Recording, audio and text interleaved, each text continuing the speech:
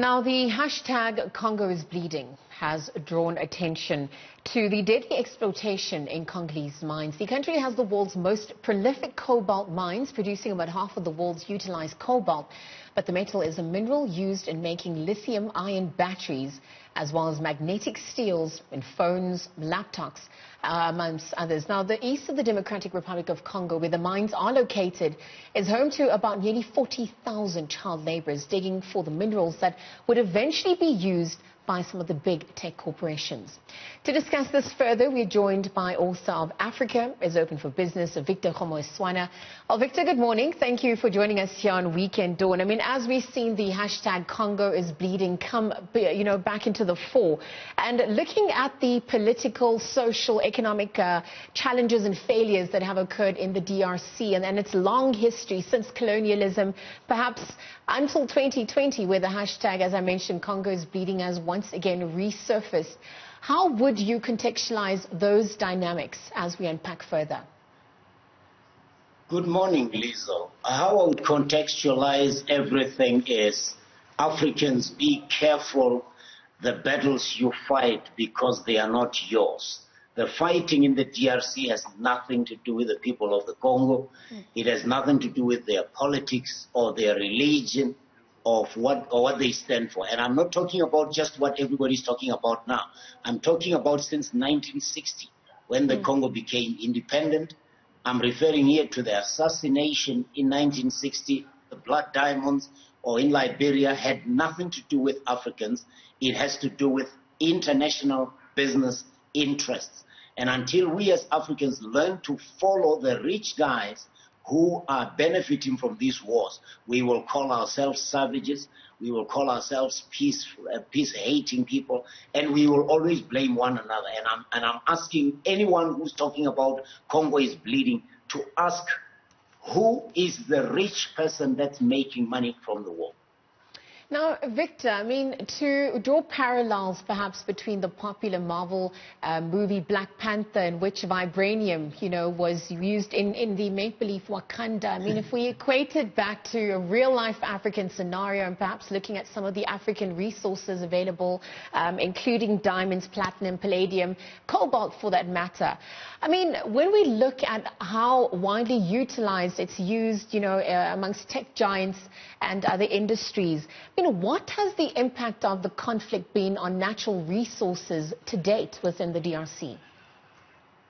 The impact is, while the savages, and I'm putting savages in quotes, are fighting one another, somebody is able to take the cobalt and manufacture the lithium ion batteries. Now let's ask what lithium ion batteries go into. They go into everything. So if I can say it in a layperson's language, a lithium ion battery would be what we call a rechargeable battery.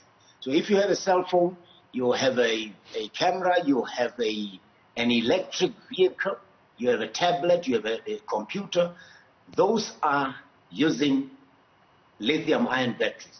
And of course, cobalt also goes into manufacturing lots of aircraft parts and all that. Now, if you just ask a simple question, where are all these companies that manufacture these lithium ion batteries are?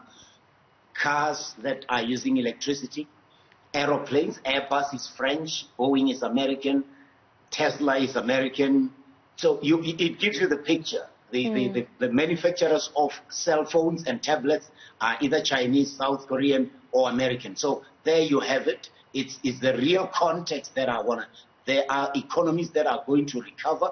We are talking, you and I are talking via Skype right now. It's an electronic device that we are using.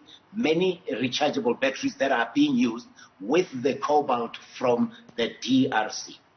Now, Victor, I mean, we're running out of time, but I think just bringing it back to the hashtag Congo is Bleeding, perhaps why it's come back into the fore. We've seen the impact of the conflict on human rights abuses and atrocities, the impact of conflict on vulnerable groups, women, children, for that matter. I mean, going forward and looking at also some of the other systemic issues, such as institutional and structural damages that had been inherited by the incumbent president President as well, Felix Tshisekedi. I mean, what do those issues look like? What are some of the solutions on the cards as the international community perhaps also gets involved more swiftly? Yeah, President Tshisekedi, when he came in, did something wonderful. He centralized the export of minerals, and that might have been the cause of this. He said nobody's going to move minerals out of the DRC by private jets without getting the approval of the president. So maybe that was the problem. But if you can talk about solving the problem, the Kinshasa has to learn to solve problems without human rights violations, but it cannot do that unless it has the support of the African Union. And this is where maybe we should ask the African Union if it is capable of resolving its issues. We keep talking about African solutions for African problems or to African problems. Perhaps this is where we should be asking peacekeeping forces that should go into the affected areas, not people who will fight the civilians, but who will be helping to keep them from fighting anybody or from anybody from harming them. So it's an African Union problem, basically, because the DRC has weak institutions. Well, there's plenty to unpack that, and of course that conversation continues. But for now, we're going to leave it there. Victor Kgomoeswana, thank you very much for joining us again. All South Africa is open for business. Victor Kgomoeswana, just speaking to us about the exploitation in Congolese mines, the value of cobalt in the global economy on the back of that hashtag Congo Is Bleeding, in fact, that has come to the fore once again this coming week.